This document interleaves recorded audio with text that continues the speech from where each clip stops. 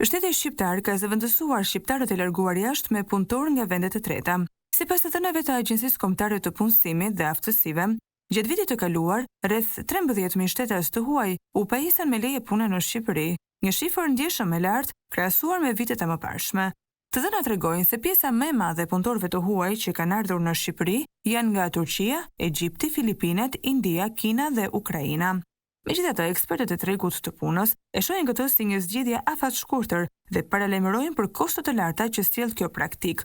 Sipas ekspertëve, sjellja e një punonjësi të huaj në Shqipëri kushton deri në 3.500 euro, duke përfshirë transportin, procedurat ligjore dhe akomodimin. Por përveç punëtorëve, në vitet e fundit është rritur edhe kërkesa për leje qëndrimi nga të huajt që dëshirojnë thjesht të jetojnë në Shqipëri. Shtetasit indian janë ndër kombësit me numrin më të madh të kërkesë qëndrimit. Shtetasit e vendeve të treta e shohin Shqipërinë si një vend tranzit për të emigruar në vendet evropiane.